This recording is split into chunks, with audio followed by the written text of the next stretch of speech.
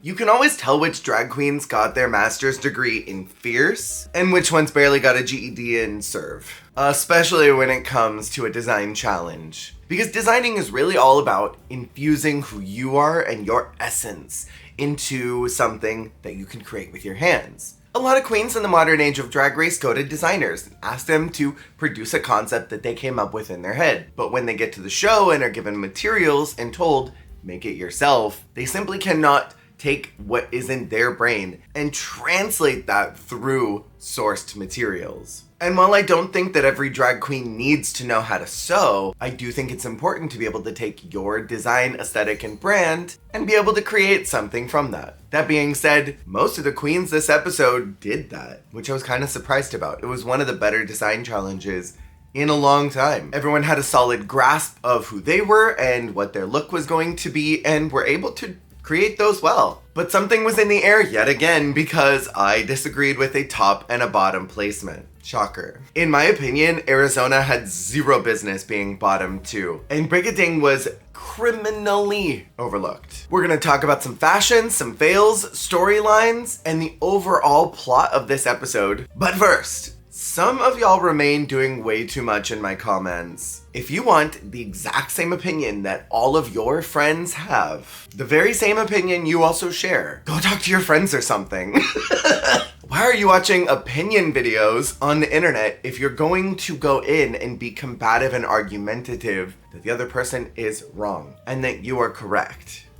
Because let me tell you something. I am not gonna change my opinions when y'all come in hot and musty and stinky. And you can continue to be molding as I make sure that you are never able to have your comments seen on my channel ever again. I hate that I have to address this so frequently, but it's a little ridiculous that I keep finding myself saying, be respectful in the comments, but then some people come in hot as balls on a summer day and think that they're gonna try and read me. On to the episode. The theme of the week is Echoes of the Past. There's a redemption arc sponsored by RO Chocolate. Let me just say, that was the smoothest product placement that I've ever seen. Mama Pao knows how to sell a product and knows how to connect with it because the way she was describing it just was natural hosting prowess. A lot of times the hosts come on and they have a product placement to pitch, and it's like, drag queens, our challenge this week is presented by water. Make sure that you drink water as you're designing your looks.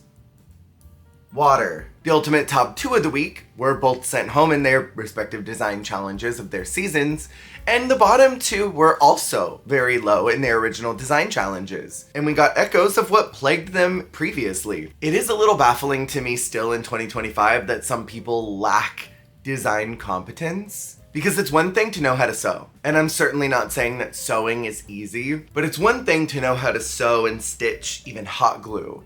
It is another thing entirely to know how to design and style. Because there were some really bad stylistic choices this week, and ultimately that can really make or break an outfit. I have seen some ugly construction on Drag Race before, but then the styling is really solid, so it gets a pass and ends up being a high look. There are 2 looks in Drag Race UK that I'm specifically thinking of that were high looks that were kind of terribly constructed. I'll say no more than that. People who are not in this season don't need to catch strays, but I will say, it happens all the time. The same thing happens on Project Runway. The mini challenge was hilariously entertaining, even if I have never seen or heard of this. It's very similar-ish to like Simon Says, but there are a couple extra parameters on it. Overall, I did find that Mama Pao was throwing a lot of bones in the direction of the international queens, trying to give them a couple of favors and getting through the challenge just so that they had a fair shake at figuring it out and being able to navigate their way through it, which I definitely appreciated since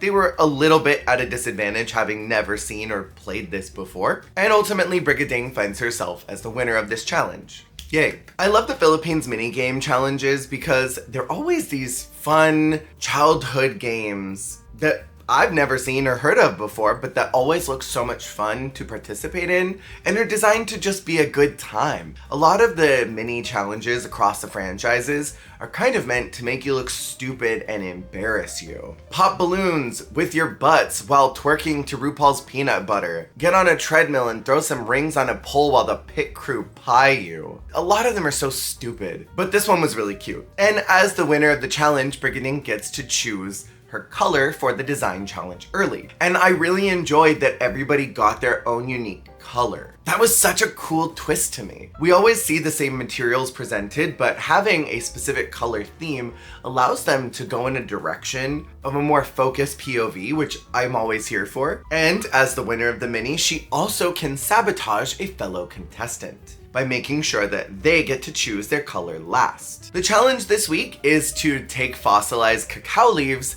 and incorporate that with fabric to create a garment. So it's have unconventional materials. I love the brief of this because it's not necessarily create a show-stopping look that you could wear at a carnival.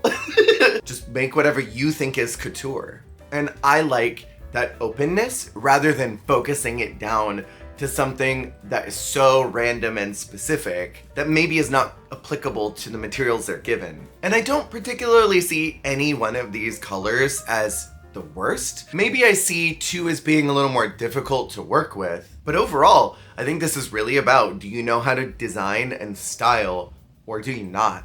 And so with this sabotage element, having someone choose their color last isn't necessarily a hindrance, unless someone is really bad at designing. I personally, as a competitive person, would have looked at whoever I thought was the weakest in the room, who I wanted to get out, and I would have let them choose last. Be a little extra sly about this. It's a game about alliances, but it's also a game about competition. So you kind of have to think, who do I not want here next week? That being said, Brigiding does choose Suki as the last one to choose her materials, which was a competitive mistake, I think. Brigiding chooses her color first and goes with the color red. Her finished look was so hot. I love how she treated the leaves and almost transformed it into something like organza. I love the firm structure of this all the way up to that strong neck collar. The bodice and the skirt were so romantic with their soft waves, that immaculate layering, and I absolutely adore how she was able to create something that was so tough through a material that was so delicate. It was a gag. Kitty chooses next and goes with the color blue.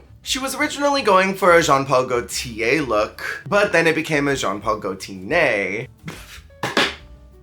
So she redesigned and came up with this space theme. 2025 designs are getting really architectural, and I kind of live for that. Something's going on in the fashion world that is doing these bold shapes. This look was oddly dramatic. It was inspired by Terry Mugler. I like that slutty, nasty leg on the side. And overall, she presented her look in a far more superior way than I thought she was going to. It was somehow very showgirl to me as well. And it was also very French in its styling, which I appreciated that I could see her unique fashion perspective coming through. I think that's what she wanted to create initially, but going with a Jean-Paul inspiration. She really wanted to embrace her roots. I like that this was all very gratuitous drama, and I got a very distinct retro future vibe from her look that I didn't see from anybody else in the room. That being said, I think it was a very high look, definitely top 3, but I wasn't sure if it was top 2.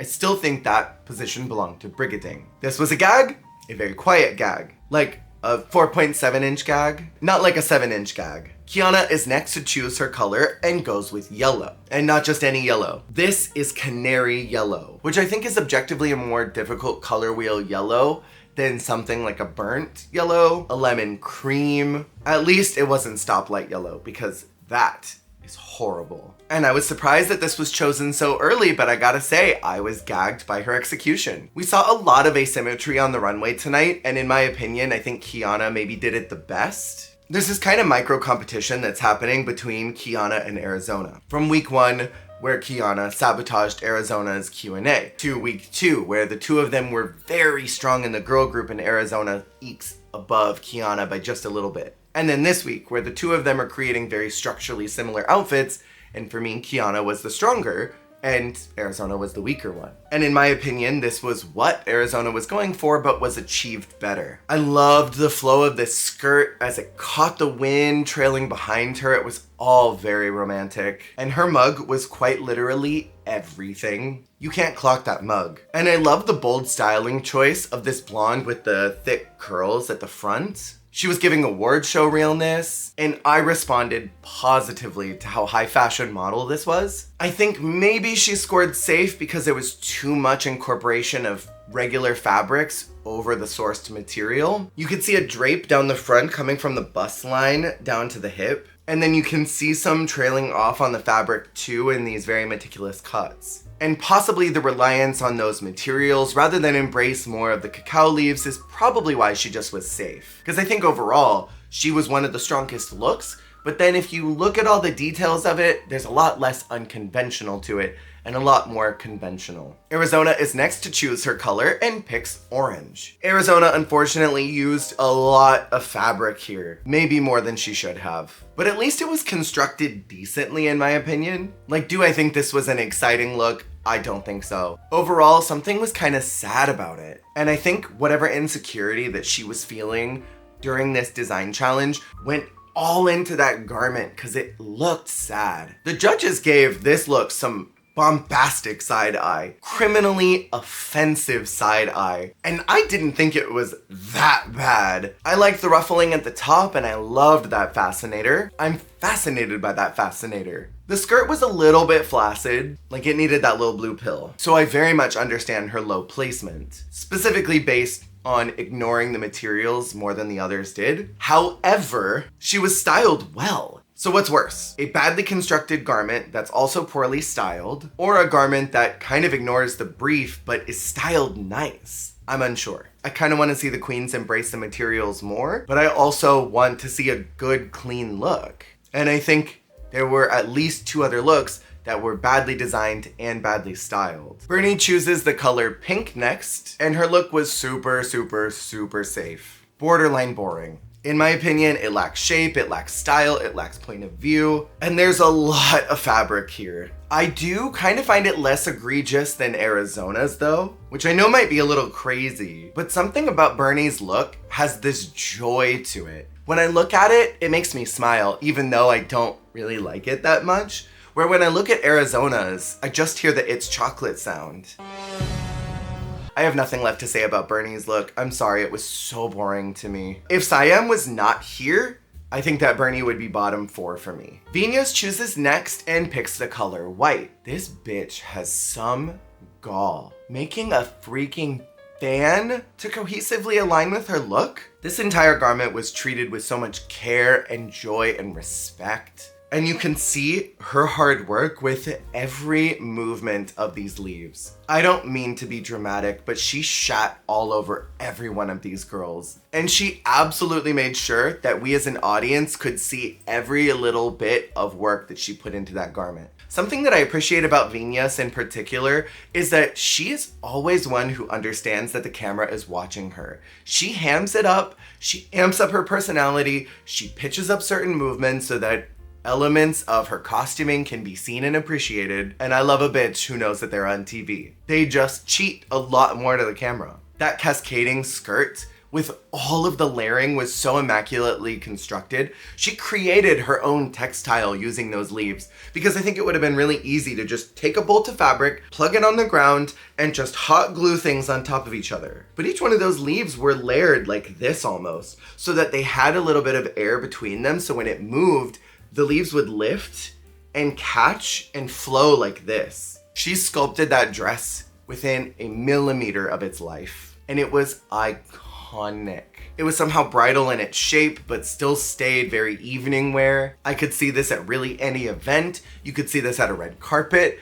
I could see designers taking this and wanting to create something inspired by it. Like, this will create an entire fashion line down the road. And yet, despite it being very high fashion, it was also high drag. Venus won this challenge with very little competition in my book. And I really love that it also kind of tied in with her very first challenge win in season 1, that nature constructed look, the flowers one. She looked like a face spirit, and it was a total gag. And any time that you get a judge to stand up for you during your runway, you know you did something special. Ivory is next and chose black. She said on the runway that she was giving her best. And that showed. Clothing can have a sense of humor, and I think that some clothing, especially drag clothing, should. This was ironically funny. The shape was very simple for a drag race runway. It was like the dark-sided version of what Violet wore for that green runway, but without serving.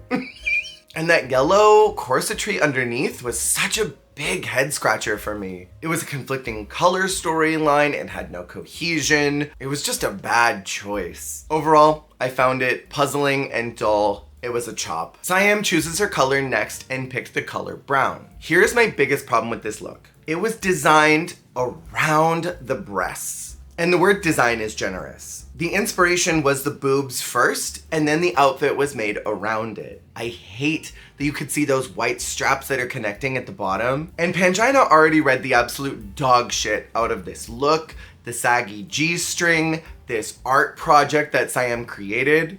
It is objectively better than her look that she made in Thailand 3 for the ball, but it's still not good. The skirt, I will admit and give props, was visually interesting, and I wonder if there was just not enough material to create that ruffly effect all the way up the garment. Because I think if it had looked a little bit like Raja's Moneyball look, where it's just layers and layers and layers all the way up, it could have looked kind of high fashion cocktail. Maybe a little familiar, but it would have looked good. And then scrap the Jimbo boobs. They just weren't necessary. The styling also didn't make any sense. The hair was kind of Parisian. The high collar was a little bit Elizabethan. And the bodice, if you can generously call it that, was like a men.com queen cameo, where like the sex worker drag queen shows up to seduce a man, but he's not into her and ends up fucking the Uber driver. There were too many ideas in this look and none of them were executed well. And this color is already a very specific shade of poo-poo brown, and she just made caca out of all of these materials. She could have gone for something chocolatey and rich and delicate, but then she came up with all this. And then in the front are these like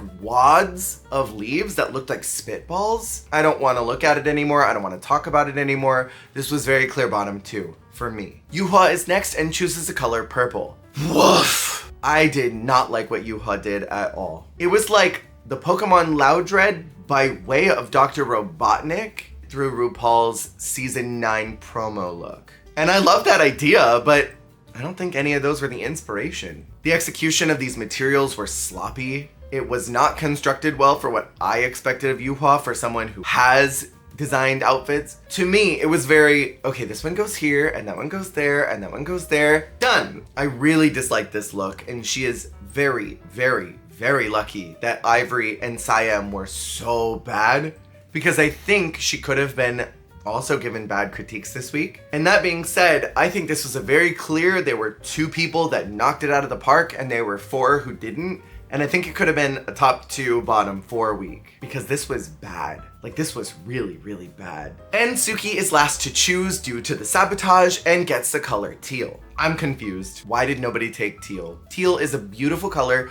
It looks great on just about everybody, and it's super versatile for a garment. It doesn't have any specific color reference point that I think people would look at and go, oh, canary yellow, I gotta make something that's bird-like. Oh, brown, let's do something chocolatey. Again, we saw a lot of asymmetry this week, and I think of all of them, Suki's was maybe the least interesting to me. Not that it was bad, but I was sure that this was going to be her week to bag a win because she's a designer. She makes looks for Brooke as well as just about every drag queen. And while I think her garment was well executed, it incorporated the materials well, I think these gold flecks were a really interesting color statement with the very contrasting teal. I think there were stronger looks, namely Brigiding's. I also thought Kitty was a stronger look than her, and I am still confused why Brigiding wasn't in the top. I enjoy Suki's styling, it looked high fashion and couture, and I loved her story and messaging of talking about her friend and this incurable cancer. And to me, I thought that was all very beautiful how it tied in with her journey from Canada's Drag Race Season 2, and I love that she was able to get that twice. It's very divine intervention, but to me, it was safe. For all intents and purposes. Going back a little bit, but also forward, flashback to the future. I knew that Ivory was cooked the moment she started having workroom mirror conversations, and when Arizona came from the clear other side of the room to traverse over and ask her this random loaded question about how her family responded to her being on Drag Race. I'm like, girl, where'd you come from? You were just on the other side of the room. And this non sequitur was so clear to me. Oh, Ivory's done. They're ready to boot her out tonight. Drag Race producers will often prod someone to ask a question in the workroom to someone they know is probably going to be leaving that day. It's kind of clunky editing, it's kind of clunky producing, and even though I could see the writing on the walls, I did appreciate getting to learn a bit more about Ivory and more of her story. And I feel for the girl. Losing family is hard, and processing that grief is really hard. I remember I was competing and I lost a family member and had to drop out. And when I went back to a competition months later, I was still haunted by the pain of that loss, that it was hard for me to focus on the new competition. And so I can imagine for someone like her who had eyeballs looking at her from all directions of the globe, critiquing her looks and her time on the show, as well as just national fans who wanted to see what she could do post-show, you don't really have time to process any grief or loss. You just have to go, go, go, go, go. And I can imagine that the trauma of that is very hard to move through while you're kind of in a mini public eye. And I hope that whatever happens next, she can find peace and joy and healing through all of this and find ways to be able to process that grief safely. Venus and Kitty are the top two this week. And seeing how the lip sync went down, I do wonder if maybe they regretted their decisions and maybe regretted not just putting Suki in top two out of this group of three, because I think maybe the lip sync would have been better. And the options for the bottom two are Ivory and Arizona. I am personally flummoxed on how Siam was safe this week. In my opinion, Arizona had far less technical snafus than Siam did, and I cannot help but feel like they didn't want to force an international queen to go home. Like, if you put one of the Philippine queens in the bottom two, maybe it gives the illusion, the optics, that the international queens are not completely cooked. Unfortunately, Kitty was lip syncing to a completely different song, if she was lip syncing at all. Half the time her mouth was moving, and the other half she was sort of flailing about. I think Charlie Hides probably could have beaten her. Ginny Lemon could have beaten her in a lip sync. And Venus won for me in the first 3 seconds. When she did that xylophone thing, it was over.